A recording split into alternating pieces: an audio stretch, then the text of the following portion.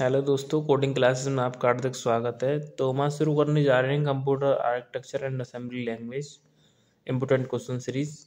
तो हम first question देखेंगे, what do you mean by computer architecture versus computer organisation. Computer architecture क्या होता है और कंप्यूटर ऑर्गेनाइजेशन क्या होता है, इसका डिफरेंस तो हम देखेंगे।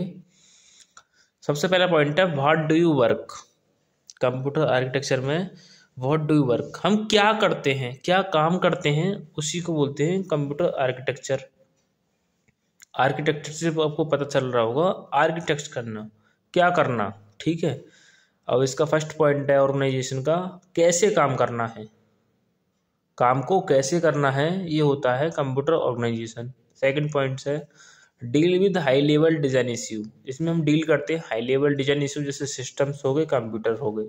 इसमें हम डील करते हैं लो लेवल डिजाइन इश्यू, जैसे लॉजिक्स हो गए, सर्किट हो गए। जैसे लॉजिक गेट्स होते हैं ना, और सर्किट डिजाइन करते हैं हम, लॉजिक गेट बनाते हैं, तो उसको कहते हैं हम कंप्यूटर ऑर्गेनाइजेशन, ठीक है।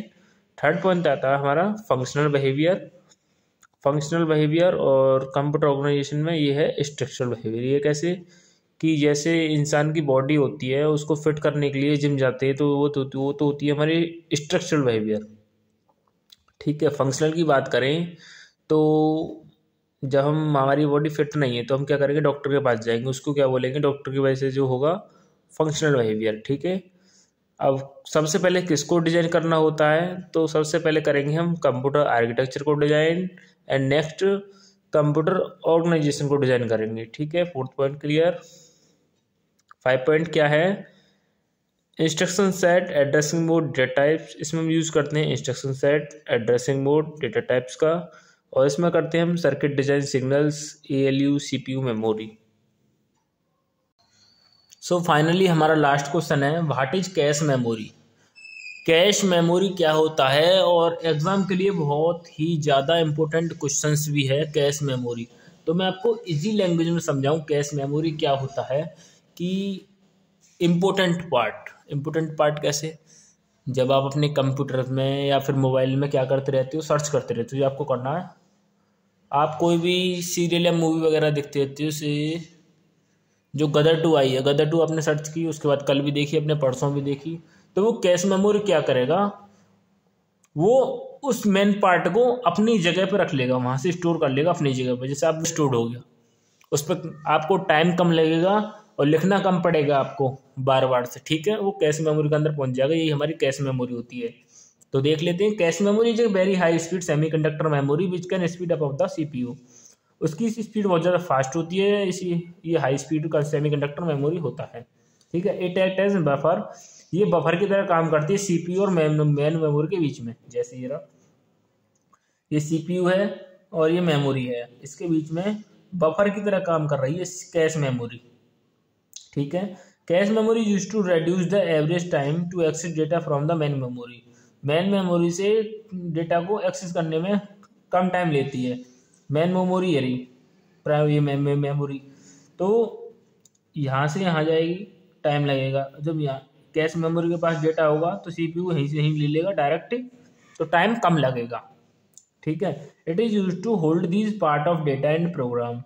ये होल्ड करता है डेटा के कुछ पार्ट्स के, कुछ डेटा के कुछ पार्ट्स को एंड प्रोग्राम को, जो कि बहुत ज़्यादा मोस्ट फ्रिक्वेंट होती है सीपीयू के लिए। देखो जैसे यहाँ मैंने आपको बताया था, ये बफर की तरह काम कर रहा है। जब इसने प्रोग्राम प्राइमरी मेमोरी के पास गया, प्राइमरी मेमोरी के पास इसको टाइम लगेगा, और यहाँ से भी सेकेंडरी मेमोरी के पास गया, यहाँ डेटा पड़ा होगा। और कैश मेमोरी क्या काम कर रहा है कि ये बफर की तरह काम कर रहा है। जब इसको डाटा यहीं मिल जाएगा तो ये यहाँ की ना प्राइमरी में भी जाएगा ना ही सेकेंडरी पर जाएगा, डायरेक्ट यहीं से ही डेटा को उठा लेगा, जिससे हमारा एग्जीक्यूशन प्रोसेस जल्दी हो जाएगा। इसके एडवांटेजेस क्या हैं, cache memory faster than main memory. जो हमारी मेन मेमोरी हो रही है उससे फास्टर होता है कैश मेमोरी। क्यों कि मेन मेमोरी में हम लिखते हैं और कैश मेमोरी हमारी स्टोर होती है कुछ टाइम के लिए, टेम्परेरी होती है, ठीक है। कैश मेमोरी टेम्परेरी है। It consume less access time, ये बहुत टाइम कम लेती है, ठीक है। It store the program data can be executed with a short period, ठीक है। मैंने जैसा भी बताया, ये शॉर्ट पीरियड के लिए होती है, जो कि हमारी कैश मेमोरी होती है। It store data from temporary use, ये स्टोर करती है डेटा को कुछ टाइम के लिए, टेम्परेरी यूज के लिए। तो दोस्तों ये ख़त्म होता है हमारे आर्किटेक्चर के क्वेश्चंस। तो जो भी मेरे से गलती हुई हो मेरी गलती को क्षमा करें, और जो भी इसके नोट्स हैं मैं आपको डिस्क्रिप्शन में प्रोवाइड कर दूंगा। Thank you. नेक्स्ट क्वेश्चन है, what is control memory. Control memory क्या होता है, मतलब मेमोरी को कंट्रोल करना। ठीक है, it is the storage is the micro program control need to store the micro program. Micro program का मतलब है छोटे छोटे प्रोग्राम, छोटे छोटे प्रोग्राम को स्टोर करना कंट्रोल यूनिट में, उसको बोलते हैं control memory. Micro program consist of instruction in the strings of 0 and 1। These are called micro instruction. 0 और 1 की स्ट्रिंग्स की जो इंस्ट्रक्शन होती हैं, 0 और जो 1 होती है, 0s और 1s की स्ट्रिंग्स की जो इंस्ट्रक्शंस होती हैं उसको कंसिस्ट करना माइक्रो इंस्ट्रक्शन होता है। Third point, micro programming is a method of control unit design in which. Micro program एक मेथड है जो कि डिजाइन करने का काम आता है कंट्रोल यूनिट को, in which the control signal selection and sequencing information. तो control signal selection and sequencing information stored in RAM, जो कि स्टोर होती है रैम के अंदर और रोम के अंदर, इसको बोलते हैं कंट्रोल मेमोरी। ठीक है, कोई हमारे पास डेटा है वो रैम या रोम के अंदर सेव होगा। ठीक है, उसी को क्या बोलेंगे हम, कंट्रोल मेमोरी। सीधी सीधी भाषा में बताएंगे आपको। नेक्स्ट क्वेश्चन आता है, what is computer organization diagram. हमें डायग्राम बनाना है कंप्यूटर ऑर्गेनाइजेशन डायग्राम, उसका कंप्यूटर ऑर्गेनाइजेशन का। ठीक है, उसके लिए सिंपल है, एक बड़ा बॉक्स बनाओ, उसके अंदर 2 बॉक्स बनाओ छोटे छोटे, एक नीचे बड़ा बॉक्स बनाओ, उसके अंदर 2 बॉक्स बनाओ छोटे छोटे। ठीक है, पहले वाले के अंदर सेकेंडरी मेमोरी, दूसरे के अंदर प्राइमरी, इसके अंदर कंट्रोल यूनिट, इसके अंदर ALU। 4 बॉक्स भर गए। इधर साइड इनपुट दे दो, इधर साइड आउटपुट दे दो, और सबसे नीचे होगा CPU। ये वर्किंग कैसे चल रही है समझ लेते हैं। ये क्या, एक स्टोरेज यूनिट है। इनपुट गया, हमने देखा इनपुट यहाँ से गया, वो गया प्राइमरी मेमोरी के पास, उसने देखा प्राइमरी मेमोरी के पास डेटा है तो वो आउटपुट दे देगा, नहीं है तो वो सेकेंडरी मेमोरी के पास जाएगा, सेकेंडरी मेमोरी के पास मिल जाएगा तो दे देगा। ठीक है, अगर दोनों के पास नहीं है तो वो जाएगा कंट्रोल यूनिट के पास। कंट्रोल यूनिट के पास गया, यहाँ से प्राइमरी मेमोरी से कंट्रोल यूनिट के पास, कंट्रोल यूनिट के पास से उसने देखा कि कंट्रोल यूनिट के पास डेटा है तो वो डेटा दे देगा, आउटपुट दे देगा। इन्फॉर्मेशन जो भी है, जो भी परफॉर्म हुई है, जैसे अर्थमेटिक लॉजिकल ऑपरेशन वगैरह या फिर जो भी है वो परफॉर्म करके वो उसको आउटपुट दे देगा। ये इसका प्रोसेस है जो चल रही है। ये जो लाइनिंग है ये ऐसे जा रही है, इसको होती है डेटा फ्लो, और ये जो हो रही है ना ये वाली, ये होती है कंट्रोल फ्लो। कंट्रोल का फ्लो कैसे चल रहा है। नेक्स्ट क्वेश्चन है, difference between serial communication and parallel communication. तो हमने भाई 12th में पढ़ा होगा, मैंने तो भाई कॉमर्स से था तो मैंने 10th में पढ़ा था सीरीज एंड पैरेलल क्या होता है फिजिक्स के अंदर। उसमें क्या था भाई, सीरीज के अंदर सीरीज तरह के वायर जाएंगे सीधे सीधे सीधे सीधे सीरीज में चलेंगे। पैरेलल में क्या होगा, ऊपर भी होंगे नीचे भी होगा, डायरेक्ट पैरेलल काम चल रहा होगा। इस प्रकार से थे। और आपने उसमें भी देखे होंगे, जैसे आपने किसी के घर पे सोलर वगैरह लग रहा होगा तो उसमें जो हमारी वो होती है ना सोलर पैनल 1 2 3, उसमें क्या होता है पैरेलल में वायर लगाने होते हैं जिससे कि करंट पूरा आए। डिफरेंस देख लेते हैं सीरीज कम्युनिकेशन और पैरेलल कम्युनिकेशन का। फर्स्ट पॉइंट है 1 bit of information is transmit at a time. इसमें क्या होगा, 1 बिट इंफॉर्मेशन ट्रांसमिट होगी एक टाइम पे। The entire information is transmit at a time. यहाँ टोटल इंफॉर्मेशन जो होगी वो ट्रांसमिट होगी एट ए टाइम, एक टाइम पर। ठीक है। Second point, 1 pair of wire needed. इसमें केवल 1 पेयर होगा, वायर जो होगा उसमें 1 पेयर होगा। इसमें 2 की पावर n वायर होंगी। इसमें 1 पेयर था, इसमें 2 की पावर n है। ठीक है, क्योंकि ये पैरेलल में है, सीरीज में है। सीरीज के लिए एक ही बहुत है, समझ गए हो। थर्ड पॉइंट है डेटा ट्रांसफर स्पीड स्लो। इसकी स्पीड स्लो होगी, क्यों भाई, सीरीज में चलेगा, यहाँ ऐसे ऐसे ऐसे धीरे धीरे धीरे चलता रहेगा। पैरेलल में इसकी हाई होगी, क्यों, ये पैरेलल में होंगे, जल्दी काम होगा, उसकी स्पीड हाई होती है। ये लेस एक्सपेंसिव होगा, ये मोर एक्सपेंसिव होगा। ठीक है, ये it is easy to implement करने में आसान हो जाएगा, और ये हार्ड हो जाएगा, क्यों, ये पैरेलल में, सीरीज में जल्दी जल्दी हो जाएगा, easy. No crosstalk problem. Cross talk create interface between the parallel lines, मतलब इसमें कोई प्रॉब्लम नहीं होगी भाई। सीरीज में अगर कोई दिक्कत भी आएगी तो हम देख लेंगे कहाँ दिक्कत आ रही है, 1 बाय 1 चेक करके। क्रॉस टॉक में पैरेलल में भाई कहीं भी दिक्कत आ सकती है, ठीक है। 7 पॉइंट है used to long distance communication, used to long distance communication. ये लॉन्ग डिस्टेंस कम्युनिकेशन होता है, जैसे हम सीरीज में चलते जा रहे हैं सीरीज में चलता जाएगा जहाँ तक हमें ले जाना, तो क्या होगा, लॉन्ग डिस्टेंस हो गई। और इसका 7 पॉइंट क्या होगा, use to short distance communication. ये शॉर्ट डिस्टेंस होगा भाई, पैरेलल में जल्दी से जल्दी काम हो जाएगा ऐसे ही, ठीक है। नेक्स्ट पॉइंट क्या है, सीरियल ट्रांसमिशन और पैरेलल ट्रांसमिशन कैसे करते हैं। जैसे हम, ये हमारे पास सेंडर है और ये हमारे पास रिसीवर है, समझ रहे हो। ये हमारे पास कोड है 011000010। हमें इसको सेंडर करना है रिसीवर के पास तक, तो वो कैसे जाएगा, तो हमें देखना है सीरियल कम्युनिकेशन के अकॉर्डिंग। भाई इसमें एक ही लाइन में जाएगा, वो कैसे, सबसे पहले 0 जाएगा, फिर 1 जाएगा, फिर 0 जाएगा, फिर वो 0 जाएगा, फिर 0 जाएगा, फिर 1 जाएगा, फिर 1 जाएगा, फिर 0 जाएगा। इस प्रकार से इस सीरीज में चलेगा 1 बाय 1, ठीक है। और पैरेलल में क्या होगा कि ये हमारे पास, यही हमारे पास कोड है, इसको क्या बोलेंगे, पैरेलल में होगा भाई। इतनी सारी लाइन्स होंगी, सब एक साथ जाएंगे, 0 भी 1 भी 0 भी एक साथ चला जाएगा, जल्दी काम हो जाएगा, एग्जीक्यूशन टाइम भी बहुत कम लगेगा, स्पीड भी ज़्यादा हाई हो जाएगी, जो मैंने आपको समझा दिया। नेक्स्ट क्वेश्चन आता है, what is assembly language. Assembly language क्या है, डिस्कस अबाउट असेंबलर। असेंबलर के बारे में डिस्कस करना है और एडवांटेजेस बताने हैं असेंबली लैंग्वेज के। तो सबसे पहले देखते हैं असेंबली लैंग्वेज क्या होती है। Assembly language is an improvement over machine language. Assembly language होती है वो इम्प्रूवमेंट करती है मशीन लैंग्वेज में। It is use English abbreviation known as mnemonics, जिसका हम यूज करते हैं इंग्लिश एब्रीविएशन, उसको हम बोलते हैं mnemonics. Mnemonics gave relief from remembering binary sequence for specific instruction. जो निमोनिक्स होता है वो देता है हमें जो स्पेसिफिक इंस्ट्रक्शंस होती हैं उनको रिमेम्बर करने, याद करने के लिए रिलीफ मिलती है उससे, ठीक है। जैसे एग्जांपल, ऐड करने के लिए हम क्या लिखते हैं, एडिशन के लिए ऐड ADD, सब्ट्रैक्शन के लिए SUB, डिव के लिए, डिवीजन के लिए डिव, ठीक है। इट यूजेज ए प्रोग्राम और ट्रांसलेट कोल्ड एन असेंबलर। इसका हम यूज, प्रोग्राम को ट्रांसलेट करने के लिए हम असेंबलर का यूज करते हैं, बताऊंगा आगे।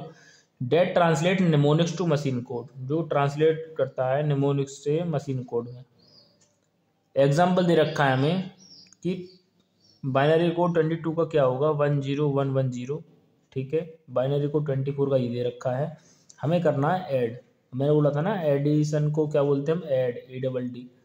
तो एडिशन किया हमने 22 और 24 को, तो क्या होगा, 22 का ये रहा, 24 का ये रहा, ऐड हो गया, ठीक है।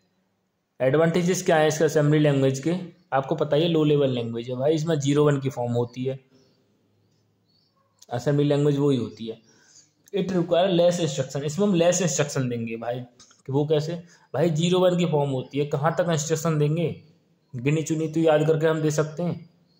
असेंबली लैंग्वेज आज बहुत ज़्यादा यूज हो रही है, असेंबली लैंग्वेज बहुत अच्छी बात है। It is not required to keep track on memory location, इसकी रिक्वायर्ड नहीं पड़ती हमें मेमोरी लोकेशन को ट्रैक करने के लिए। ये स्पीड में बहुत ज़्यादा फास्ट होता है, it is faster in speed, it is execution time less, क्योंकि एग्जीक्यूशन टाइम जो होता है उसमें कम लगता है और स्पीड में इसलिए फास्ट होता है। जब हम 1010 फॉर्म की डालते रहेंगे तो वो क्या होगा, बहुत जल्दी काम को कर देगा, क्यों, हम उसकी समझाई लैंग्वेज डाल रहे हैं। और हम कहें भाई मैं अपनी लैंग्वेज में लिखता हूँ कि इट इज़ वो, जो भी हमारा सेंटेंस वगैरह है हमने अपनी लैंग्वेज में लिख दिया, पर वो पहले क्या करेगा, उसको समझेगा 0-1 की फॉर्म में, जब जाकर उसको करेगा। और जब हम 0-1 की फॉर्म में डायरेक्ट डालेंगे तो क्या, वो डायरेक्ट समझ जाएगा, काम आसान हो जाएगा, जल्दी काम हो जाएगा। अब देखेंगे असेंबलर क्या होता है। The computer understand machine language that is 0 और 1, ठीक है। कंप्यूटर अंडरस्टैंड करता है मशीन लैंग्वेज को जो कि 0 और 1 है। In assembly language mnemonics are used for specific instructions like add और एडिशन, सब और सब्ट्रैक्शन, डिव और डिवीजन, जो हम पीछे देखते हुए असेंबली लैंग्वेज यही करता है। So a translator is used to translate assembly language into machine language. एक ट्रांसलेटर होता है जिसका हम यूज करते हैं ट्रांसलेट करने के लिए असेंबली लैंग्वेज से मशीन लैंग्वेज में, which is called an assembler, जिसको हम असेंबलर कहते हैं। Assembler is the first interface that makes it able to communicate humans with the machine. इसका मतलब ये है कि ये पहला इंटरफेस है असेंबलर जो कि इंसान की लैंग्वेज को ट्रांसलेट करता है मशीन लैंग्वेज में। समझ गए? वो कैसे? जैसे यहाँ हमने सोर्स कोड दिया, मतलब असेंबली लैंग्वेज, या 10101 की फॉर्म दी हमने, 10101 वाली। पहले हम क्या कर रहे थे, जब असेंबलर नहीं था तो डायरेक्ट सोर्स कोड से मशीन कोड में डाल रहे थे। भाई 101 फॉर्म याद कर रहे थे और मशीन कोड में दे रहे थे, जल्दी काम हो रहा था, कम टाइम काम लगा हो रहा था। पर इसमें दिक्कत ये आ रही थी, भाई कहाँ तक याद करेंगे। तो उसके लिए एक असेंबलर आया जो कि ट्रांसलेटर का काम करता है। जैसे कोई होता है ना दोस्त वगैरह में, एक मीडिएटर होता है, एक दूसरे की बात पहुंचाना एक दूसरे तक। इस प्रकार से इसे हमने इनपुट दिया, एक ट्रांसलेटर होता है बीच में, कि हमने भाई 101 हमने अपनी लैंग्वेज में कोड लिख दिया। ये असेंबलर क्या करेगा, वो ट्रांसलेट करेगा। ट्रांसलेट करके किसको देगा, मशीन कोड को। भाई वो समझ जाएगा 01 की फॉर्म ये बन के आ रही है, ये दे रहा है ट्रांसलेट करके। ठीक है, इसलिए एक बोलते हैं असेंबलर। नेक्स्ट क्वेश्चन है, what do you mean bye micro processor, explain 8085 micro processor. क्या होता है माइक्रो प्रोसेसर? माइक्रो प्रोसेसर मैं आपको बता दूं, जिससे हमारे लैपटॉप वगैरह में होता है, कंप्यूटर वगैरह में, वो ग्रीन कलर की जो केस वो होती है ना, चिप होती है एक तरह की बड़ी, आपने देखी ग्रीन कलर की, जिसमें टाँके से लगे होते हैं, बहुत सारे टाँके लगे होते हैं, और जिसमें मशीन वगैरह लगी होती है जो कंट्रोल करता है, उसी को बोलते हैं माइक्रो प्रोसेसर। आपने देखा होगा कंप्यूटर में, और आपने वैसे भी देखा होगा टीवी वगैरह में, रिमोट वगैरह में भी देखा होगा, छोटा छोटा फ़ोन में भी देखा होगा, अपना फ़ोन वोन तोड़ा होगा, उसके अंदर हरी सी ग्रीन कलर की लगी होती है, इसके टाँके से लगे होते हैं ना, उसी को बोलते हैं माइक्रो प्रोसेसर, जो कि कंट्रोल करती है वही सब चीज़। माइक्रो प्रोसेसर के small size electronic component inside the computer that carries and out various tasks involved in data processing as well as arithmetic and logical operation। Micro processor एक small size electronic component है, बहुत छोटा सा एक component है जो कि computer के अंदर होता है, जो प्रोसेस करता है हमारी अर्थमेटिक और लॉजिकल ऑपरेशंस को, जो हम अर्थमेटिक और लॉजिकल ऑपरेशन परफॉर्म करते हैं। अब भाई जिसे आपने इनपुट आउटपुट दे दिया, तो वो वहीं जाकर टच करेगा ना, सीपीयू के अंदर वो लगी होगी, वहाँ जाकर देखेगा भाई लगी हुई है, और वो एक साथ टच कर जाएगा। टच करने के बाद वो क्या करेगा, ऑपरेशन को परफॉर्म कर देगा और उसको प्रोसेस कर देगा। Micro processor is built over an integrated circuit compromising millions of small components like register, transistor and diodes. Micro processor जो बिल्ड किया जाता है वो आईसी की तरह बनाया जाता था। आईसी मतलब इंटीग्रेटेड सर्किट, जिसके बहुत सारे कंपोनेंट्स होते हैं छोटे छोटे, जैसे रजिस्टर्स हो गए, ट्रांजिस्टर हो गए और डायोड्स हो गए। इसके स्पेसिफिकेशन देख लेते हैं कि माइक्रो प्रोसेसर के स्पेसिफिकेशन क्या होते हैं। पहला है वर्ड साइज। वर्ड साइज कैसे? Word size is the maximum number of bits that A micro processor can process at a time. जब हम माइक्रो प्रोसेसर के प्रोसेस करते हैं तो उसकी जो वर्ड साइज होती है वो मैक्सिमम नंबर ऑफ बिट्स होती है।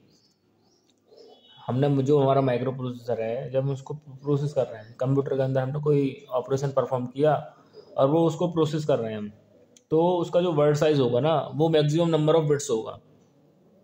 ठीक है। सेकंड पॉइंट है मेमोरी साइज। वो डिपेंड करेगा वर्ड साइज पे। Depending upon the word size the size of RAM varies, कि जितना वर्ड का साइज होगा इतनी मेमोरी लेगा। समझ गए। थर्ड पॉइंट क्या है? Clock speed. क्लॉक स्पीड क्या है? The clock speed indicates the speed. ये स्पीड को बताएगा कि कितनी स्पीड से वो वर्क कर रहा है। The computer can execute instruction. ठीक है। और फोर्थ पॉइंट है कोड्स। कोड्स एक बेसिक यूनिट है कंप्यूटेशन की, जो कंप्यूटेशन परफॉर्म करती है। हमारा सीपीयू के अंदर कोई भी हमने परफॉर्म किया, या हमने लॉजिकल ऑपरेशन परफॉर्म किया, या अर्थमेटिक ऑपरेशन हमने परफॉर्म किया, उसको एक नाम दे दिया कोड्स, जो उसको सॉल्व करने में या उसको फेस करने में काम आता है। नेक्स्ट आता है हमारा 8085 माइक्रो प्रोसेसर को एक्सप्लेन करना है। फर्स्ट पॉइंट है Intel. 8085 is an 8-bit micro processor produced by Intel in 1976। इसको इंटेल बोलते हैं। 8085 को इंटेल 8085 एक 8-bit माइक्रो प्रोसेसर है जो प्रोड्यूस किया गया था 1976 में। सेकंड पॉइंट है it is modified version of 8080 with 2 extra instruction RIM and SIM. ये एक मॉडिफाइड वर्जन है 8080 का। पहले आया था 8080, उसके बाद आया 8085, इसलिए क्या हो गया, मॉडिफाइड वर्जन हो गया। RIM CIM SIM क्या है ये? RIM का मतलब है रीड इंस्ट्रक्शन माइक्रो प्रोसेसर, और SIM का मतलब है सेट इंस्ट्रक्शन और माइक्रो प्रोसेसर। नेक्स्ट पॉइंट है it is 14 pin integrated circuit, इसमें 40 पिन होती हैं, ठीक है। ये ऑपरेट करता है operating frequencies R3, 5 and 6 megahertz. ये जो फ्रीक्वेंसी है इनको ये ऑपरेट करता है। 8085 usage a single 5 volt power supply.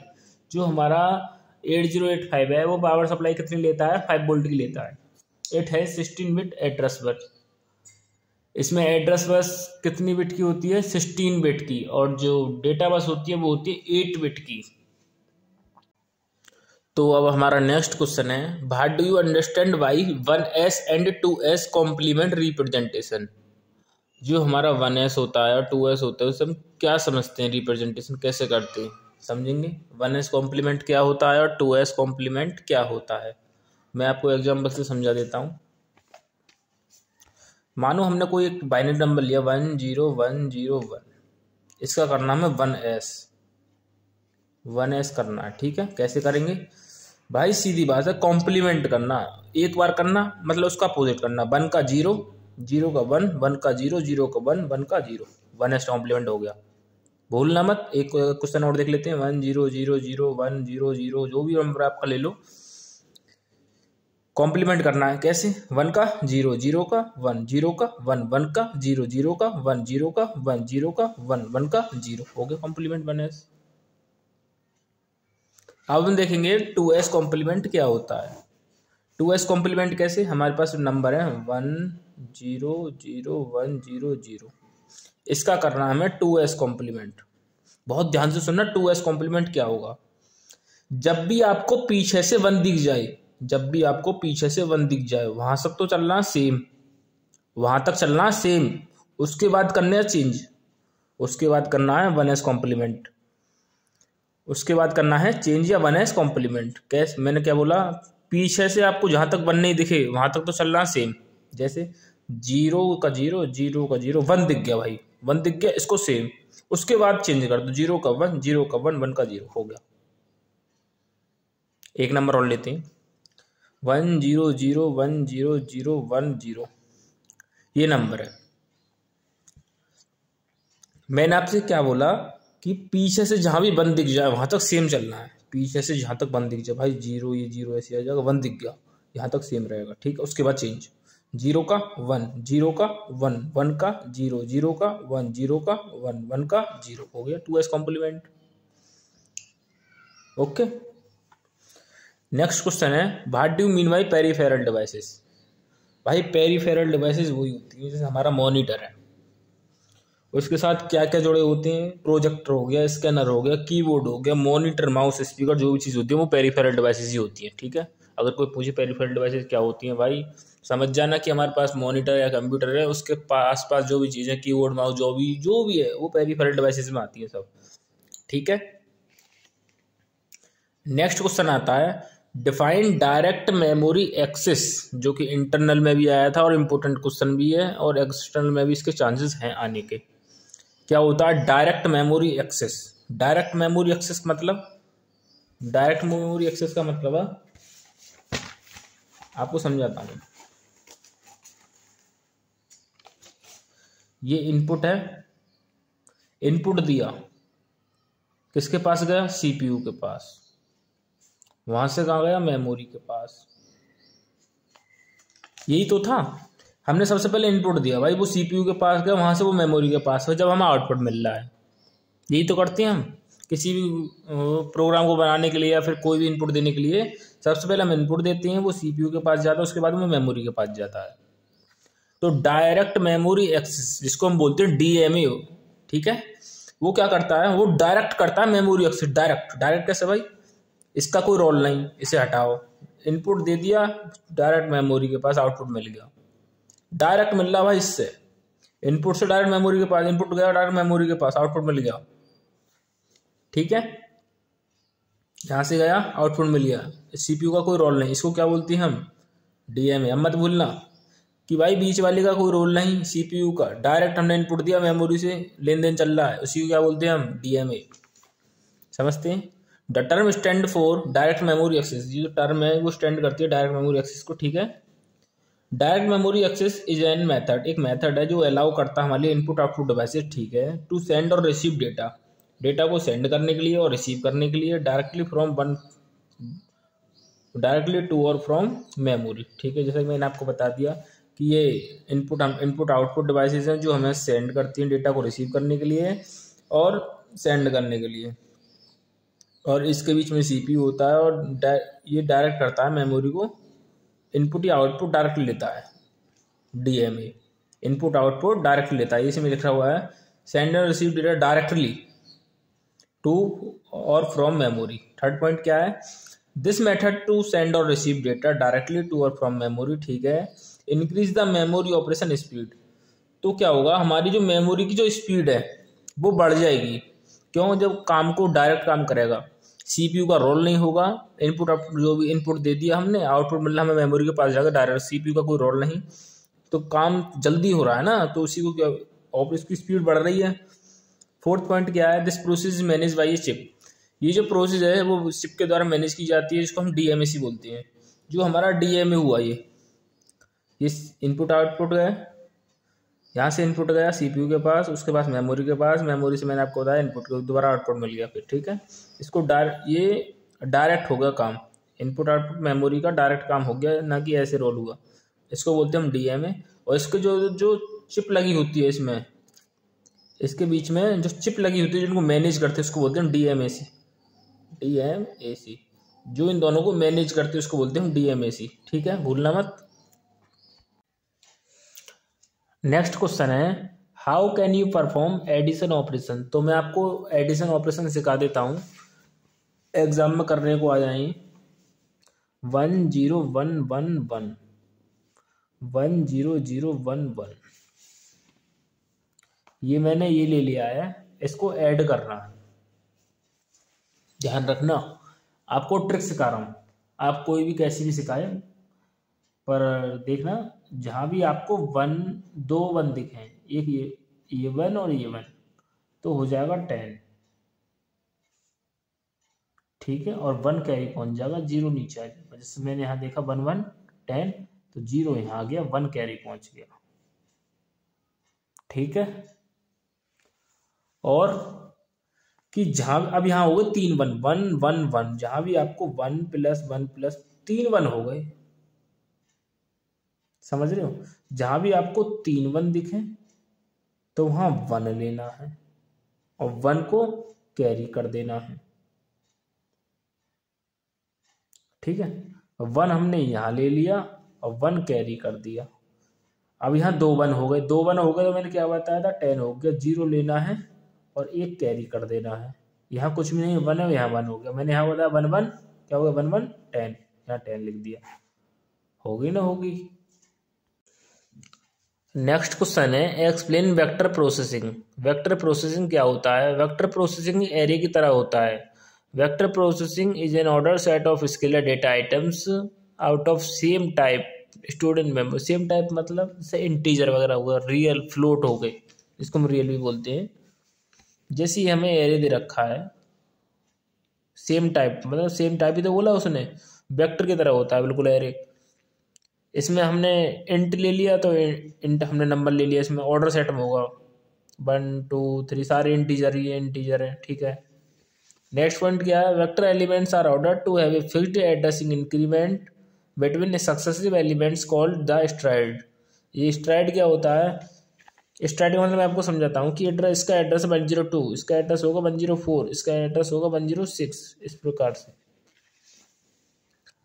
Vector processor क्या होता है? Vector processor consist of hardware resources like vector, register, functional pipelines, processing elements and register counter for performing vector operations. इसमें हम परफॉर्म करते हैं vector operations like as vector register, functional pipelines, processing elements and register counter.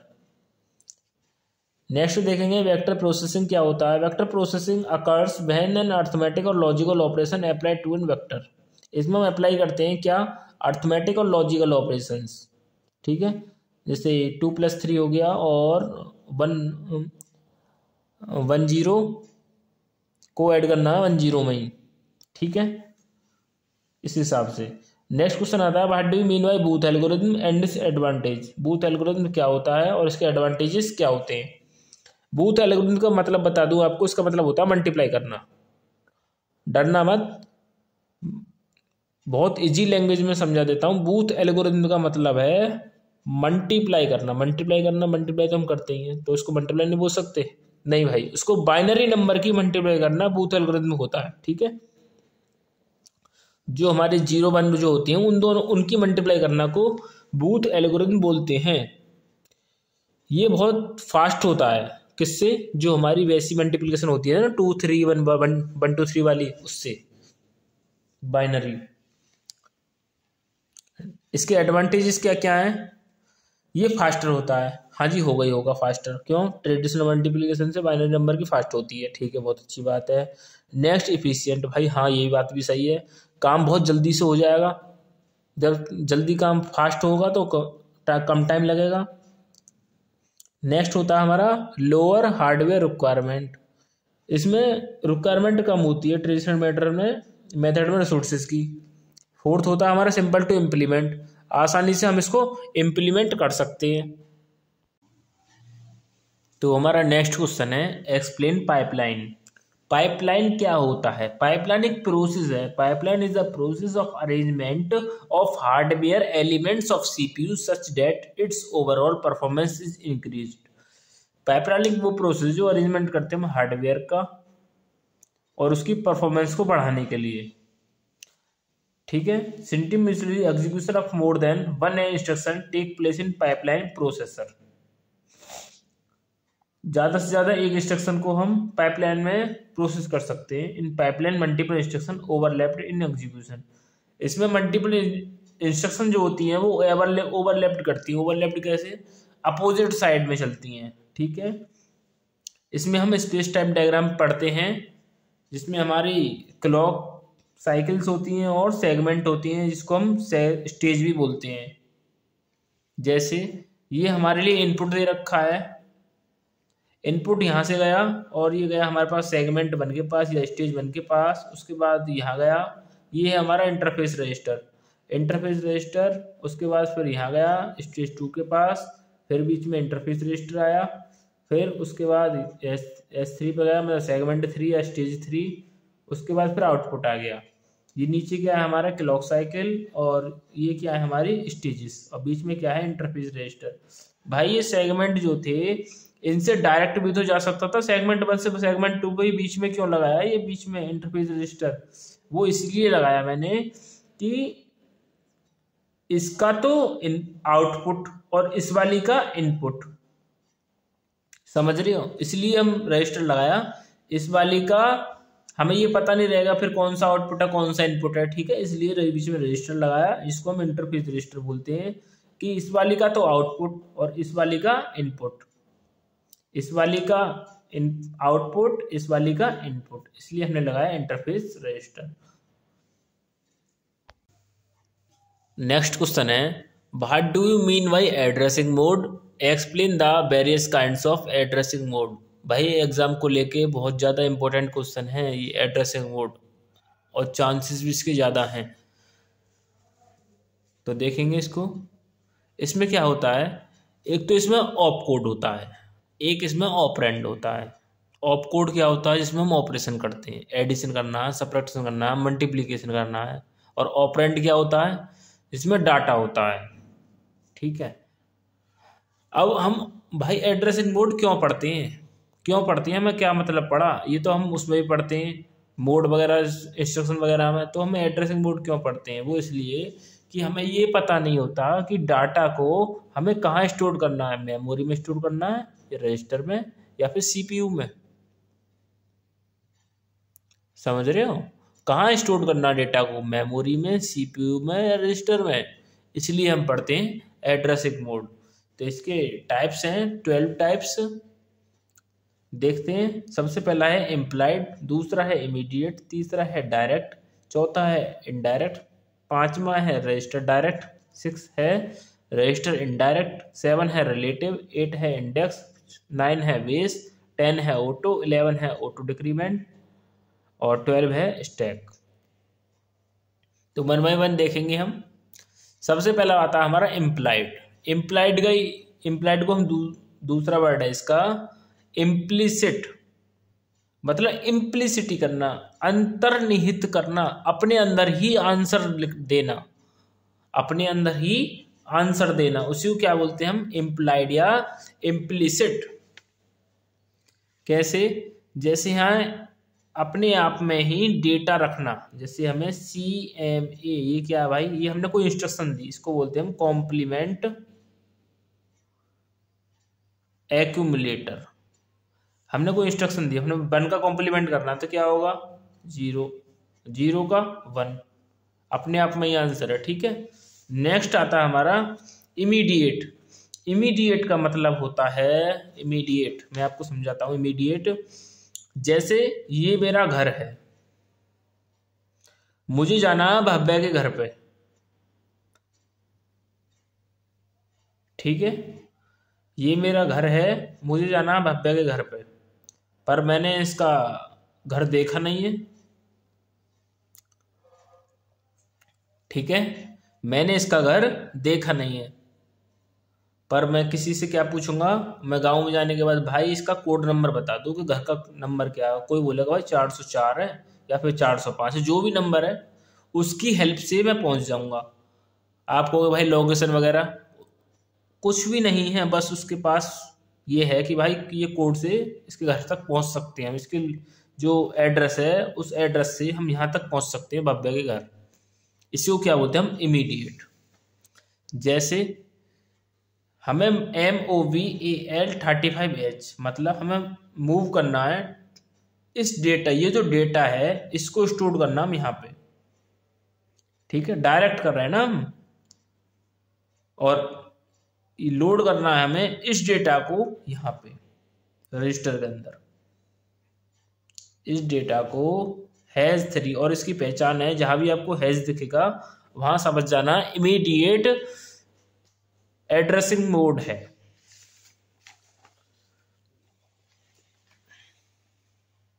Third आता है हमारा direct addressing mode. Direct addressing mode क्या होता है, बेस्ट एग्जांपल के साथ मैं आपको समझाता हूं।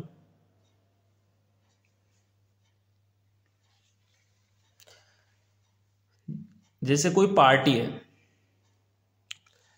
मैंने 2 बच्चे लिए, एक अतुल और एक भव्य, ठीक है, भाई अतुल को भव्य के पार्टी में जाना है, यहाँ कोई पार्टी हो रही है यहाँ, ठीक है, अतुल को भव्य की पार्टी में जाना है। मैं आपको समझा रहा हूँ डायरेक्ट एड्रेसिंग मोड, ध्यान से सुनना, ध्यान से। अतुल को भव्य की पार्टी में जाना है, तो वो कैसे जाएगा भाई, इसने पार्टी तो देखी नहीं है, क्योंकि पता नहीं मैरिज होम वगैरह में चलती रहती है आजकल पार्टी, तो इसने भव्य का घर देखा है, पहले क्या करेगा, भव्य के घर जाएगा, भव्य के घर से यहाँ का एड्रेस लेगा, यहाँ का एड्रेस लेने के बाद जब तो पार्टी में पहुंचेगा। समझ रहे हो बात को? भाई ये कहेगा भाई उस मैरिज होम में चला जाए, उस जगह पे चला जाए, वो एड्रेस देगा अपना और वो पार्टी में पहुंच जाएगा। तो इसको क्या बोलते हैं हम, डायरेक्ट। देखो ये ऑपकोड है, ये डेटा है हमारे पास, ये डेटा पे गया और यहाँ जाके यहाँ पार्टी का एड्रेस है ये, और यहाँ से पार्टी के अंदर पहुंच गया। इसमें दे रखा है, हमें दे रखा है ऐड एक्स करना है, तो एक्स कैसे, AC एक्यूमुलेटर है, AC प्लस ब्रैकेट्स में एक्स, जब एक्स के पास कोई डेटा होगा उसे करना है एक्यूमुलेटर के पास जाएगा, जब तो वो AC के पास जाएगा। जैसे मैंने एग्जांपल आपको समझा दिया डायरेक्ट का कि अतुल भव्या की पार्टी में कैसे पहुंचेगा, कि पहले उसके घर जाएगा, वहां से फिर एड्रेस लेगा पार्टी का, जब जाकर उसकी पार्टी में पहुंचेगा। नेक्स्ट होता है हमारा इनडायरेक्ट एड्रेसिंग मोड। ये क्या होता है, इनडायरेक्ट एड्रेसिंग मोड, कि ये ऑपकोड है जिसके अंदर हमारा ऑपरेशन वगैरह होते हैं, एडिशन मल्टीप्लिकेशन जो भी हो रहा है, ये हमारा डेटा है, इसके डेटा है, इसका जो इफेक्टिव एड्रेस होगा, इसका जो इफेक्टिव एड्रेस होगा उसके एड्रेस पे जो डेटा पड़ा होगा उसी को बोलते हैं हम इनडायरेक्ट एड्रेसिंग मोड। ठीक है, जैसे आपको समझ नहीं आया तो मैं एग्जांपल ले लेता हूं। इनडायरेक्ट एड्रेसिंग मोड में जैसे अतुल को भव्य के गांव पहुंचना है, अतुल को भव्य के गांव पहुंचना है। भाई पहले क्या करेगा, ये इसका एड्रेस पूछेगा, ये क्या रह रहा है पूछेगा, इसके एड्रेस पे जाके इसके घर पहुंचेगा, फिर इसके घर का एड्रेस लेगा, इनडायरेक्ट वे में पहुंच रहा है ये गांव इसके। ठीक है, नेक्स्ट आता है हमारा रिलेटिव एड्रेसिंग मोड। रिलेटिव क्या होता है, ये रिलेट करता है। कैसे, effective address of the operand is obtained by adding the content of A program counter with the address part of the instruction. इसमें ऑपकोड दे रखा है, एड्रेस पार्ट दे रखा है, ये क्या करेगा, ऐड करेगा, adding the content of A program counter. ठीक है, ऐड कर लिया, प्रोग्राम काउंटर को ऐड कर लिया। इसके प्रोग्राम काउंटर का क्या करता है, प्रोग्राम काउंटर होल्ड करता है नेक्स्ट इंस्ट्रक्शन के एड्रेस को। ठीक है, ये क्या करेगा, इसके जो डेटा पड़ा है यहाँ पे इफेक्टिव एड्रेस, इसको होल्ड करेगा और जब इसके डेटा पे पहुंचेगा। नेक्स्ट आता है हमारा इंडेक्स एड्रेसिंग मोड। इंडेक्स में क्या होगा, इसमें इंडेक्स जुड़ जाएगा। ठीक है, उस हम क्या पढ़ते आ रहे थे, ऑपकोड और डेटा, ऑपकोड और डेटा, इसमें क्या होगा, इंडेक्स में इंडेक्स जुड़ जाएगा। इंडेक्स जुड़ने के बाद क्या होगा, जो इंडेक्स के पास जो जब देखेंगे हमारे पास डेटा यहाँ है, डेटा देखने के बाद फिर हम क्या देखेंगे कि ऐड हो रहा है नहीं हो रहा, क्योंकि इसमें adding the content of index register है ना, इसमें हम ऐड करते हैं, ऐड हो गया। उसके एड्रेस पे जो डेटा पड़ा है उसी को बोलते हैं हम इंडेक्स एड्रेसिंग मोड। बेस में क्या होगा, बेस लग जाएगा, केवल इंडेक्स की जगह पे बेस चेंज हो गया, बिल्कुल सेम है, सही है कि बेस पे देखेंगे रजिस्टर में डेटा कहाँ है इसका, इसके डेटा पे जो ऐड हो रहा है, ऐड के डेटा पे जो डेटा है उसी को बोलते हैं हम base addressing mode. Auto increment, auto increment क्या होता है कि after assessing the operand the content of the automatically incremented by step size depend on size depend. ये इंक्रीमेंट करेगा ऑटोमेटिकली। ठीक है, देखिए जैसे ये ऑटो है, ऑटो इंक्रीमेंट, ये क्या करेगा, यहाँ पे कोई डेटा देगा, इसने ये डेटा पे देखा, वहां जाके इसने बता दिया कि हाँ जी ये डेटा पड़ा हुआ है, इसने देखा 101 है, उसके बाद इसने इंक्रीमेंट किया ऑटोमेटिकली तो 102 हो गया, फिर उसने इंक्रीमेंट 103 हो गया, ऐसे। अब आप डिक्रीमेंट तो समझ ही होंगे अपने आप कि कोई आर ऑटो लिखा होगा, आर ऑटो पे जाने के बाद कोई डेटा पड़ा होगा, उस डेटा पे जाने के बाद कोई वैल्यू दे रखी होगी, उससे डिक्रीमेंट करना, जैसे 3002 सी इससे 3000 हो गई। ठीक है, नेक्स्ट होता है हमारा स्टैक। स्टैक क्या होता है कि टॉप ऑफ द एलिमेंट जो होता है वो स्टैक होता है। ठीक है, और नेक्स्ट होता है हमारा रजिस्टर डायरेक्ट। ये क्या होता है, ये डायरेक्ट की तरह होता है, बिल्कुल जैसे मैंने आपको डायरेक्ट बताया था ना, डायरेक्ट बिल्कुल जैसे उनको भव्य की पार्टी में जाना तो कैसे पहुंचेगा, उसी बिल्कुल सेम, बस यहाँ पे क्या लग गया, रजिस्टर लग गया है। Okay, same. और रजिस्टर इनडायरेक्ट, ये भी आप समझ गए होंगे, केवल इसमें रजिस्टर लगाना है, ये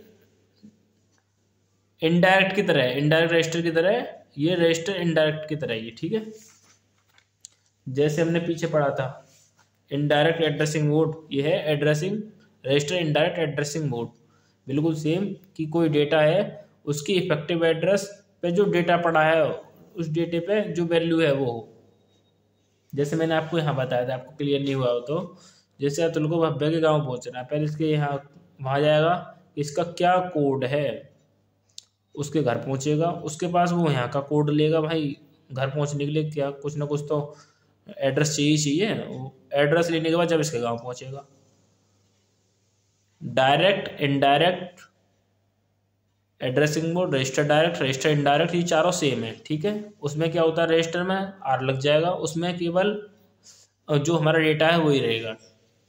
डिक्रीमेंट, ऑटो डिक्रीमेंट में क्या होगा, वैल्यू डिक्रीज होगी, और इंक्रीमेंट में क्या होगा, वैल्यू इंक्रीज होगी। ठीक है, और हमने क्या पढ़ा था, बेस रजिस्टर में बेस लग जाएगा, ऐड का साइन चलेगा और प्रोग्राम काउंटर चलेगा। इंडेक्स में भी, ठीक है, और रिलेटिव में भी।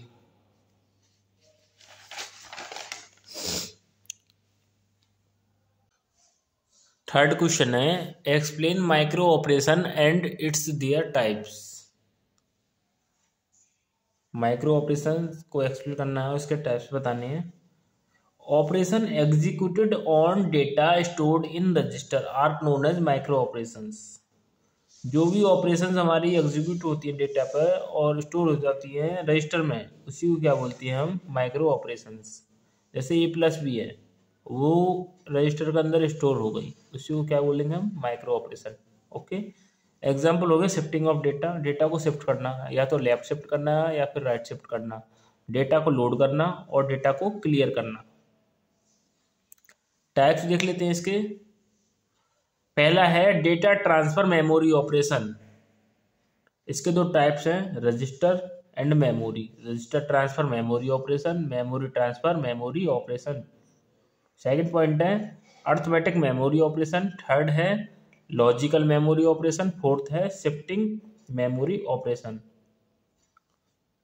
तो हम ए पार्ट देखते हैं।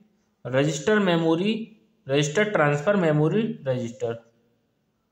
Transfer data one two other, मतलब एक रजिस्टर से दूसरे रजिस्टर में डेटा को ट्रांसफर करना, उसी को क्या बोलते हैं हम, register transfer memory register. Second आता है मेमोरी ट्रांसफर मेमोरी ऑपरेशन। ये क्या होता है, रजिस्टर से मेमोरी में, मेमोरी से रजिस्टर में डेटा को ट्रांसफर करना, मेमोरी ट्रांसफर मेमोरी ऑपरेशन होता है। थर्ड क्या होता है हमारा, अर्थमेटिक मेमोरी ऑपरेशन। अर्थमेटिक से आपको पता लग रहा होगा कि इसमें हम ऑपरेशन परफॉर्म करते हैं, जैसे एडिशन हो गया, मल्टीप्लिकेशन हो गया, डिवीजन हो गया। एंड नेक्स्ट आता है हमारा लॉजिकल मेमोरी ऑपरेशन। लॉजिक लगाना, लॉजिकली मतलब 0 1 की फॉर्म, जिसमें 0 1 की आपको फॉर्म दी जाए, वो लॉजिकली मेमोरी ऑपरेशन होता है। And last shifting memory operation. इसमें हम शिफ्ट करते हैं। शिफ्ट कैसे करते हैं भाई, मैं एग्जांपल लेता हूँ, 0 0 0 1 1। मैं बोलता हूँ भाई लेफ्ट शिफ्ट करो, लेफ्ट शिफ्ट। तो कैसे करेंगे, ये 0 है, ये इधर आ जाएगा, ये 0 है, ये इधर आ जाएगा, ये 0 है, ये इधर आ जाएगा, ये मतलब कैसे बनेगा, 0 0 0 1 1 ये था, अब यहाँ 1 आ जाएगा, और यहाँ था ये जो ये पहले वाला 0 है ये लेफ्ट में रख देंगे और लास्ट वाले को खाली छोड़ देंगे। तो क्या हो गया, लेफ्ट शिफ्ट मेमोरी ऑपरेशन। तो हमारा नेक्स्ट क्वेश्चन है, what do you mean by register, explain the different types of register. Answer देख लेते हैं। Register is a temporary storage area. Register एक टेम्परेरी स्टोरेज एरिया है जो कि सीपीयू के द्वारा बनाया जाता है। Register are sequence of bits on flip flop. Flip flop क्या होता है, जैसे बहुत सारे रजिस्टर हैं उनको जोड़ना फ्लिप फ्लॉप को रहता है, उसका ग्रुप। जैसे हमारे पास ये सीपीयू है, इसको हम रजिस्टर बोलते हैं, सीपीयू की तरह बनाया गया है, ठीक है। ये रजिस्टर, ये रजिस्टर, ये, इन तीनों को जोड़ दो, फ्लिप फ्लॉप हो जाएगा, ठीक है, फ्लिप फ्लॉप, कोई दिक्कत नहीं आनी चाहिए, ठीक है। इसके टाइप्स क्या हैं, टाइप्स होता है इंस्ट्रक्शन रजिस्टर। पहला है इंस्ट्रक्शन रजिस्टर, जो कि IR बोलते हैं हम इसको। ये क्या करता है, it is use to store and hold instruction. ये इंस्ट्रक्शन को होल्ड करता है, which is the execution process, जब हम एग्जीक्यूट करते हैं जब। कैसे, समझ नहीं आया भाई, इंस्ट्रक्शन रजिस्टर होता क्या है। ये एक बंदा है राम, ये एक बंदा है श्याम। इसके पास जो एड्रेस है, इसके पास भी एक एड्रेस है, ये इसको इंस्ट्रक्शन देगा, इसको, ठीक है। और ये क्या करेगा, इसके जो इंस्ट्रक्शन आएगी इसको होल्ड कर लेगा। भाई ये कहेगा खाना लाओ, तो ये सुनेगा, होल्ड कर लेगा, ठीक है। नेक्स्ट होता है प्रोग्राम काउंटर। प्रोग्राम काउंटर क्या होता है? Program counter register use to track the next instruction to be executed. मतलब जो, जैसे मैं बताता हूँ आपको, ये राम है, ये श्याम है और ये मोहन है। इसके पास कुछ डाटा है, इसका, इसके पास कुछ डाटा है, इसका। मतलब ये जो है ये इसका तो रख ही रहा है, इसके साथ साथ नेक्स्ट इंस्ट्रक्शन का भी जो एड्रेस है उसको होल्ड करके रख रहा है। उसी को क्या बोलते हैं हम? Program counter. It hold the address of next instruction end of code. ठीक है। थर्ड आता है एक्यूमुलेटर रजिस्टर, इसको बोलते हैं हम AR, जो कि कुछ टाइम के लिए डेटा को स्टोर करता है। ठीक है, ये ध्यान रखना, कुछ टाइम के लिए डेटा को स्टोर करेगा। फोर्थ आता है हमारा MAR मेमोरी एड्रेस रजिस्टर। ये क्या होता है? जो हम रीड करते हैं और राइट करते हैं ऑपरेशन, उसकी जो लोकेशन पर जो एड्रेस है, जैसे हम इसमें रीड कर रहे हैं, ये कुछ भी रीड कर रहे हैं, राइट कर रहे हैं, इसके जो लोकेशन है, इसकी जो लोकेशन है, उसके जो एड्रेस है उसको बोलते हैं memory address register. Fifth point आता है हमारा मेमोरी बफर रजिस्टर MBR। इसको क्या बोलेंगे कि it is use to store data use in read and write operation. इसका यूज करते हैं हम डेटा को रीड एंड राइट करने के लिए, जिसको हम बोलते हैं मेमोरी डेटा रजिस्टर।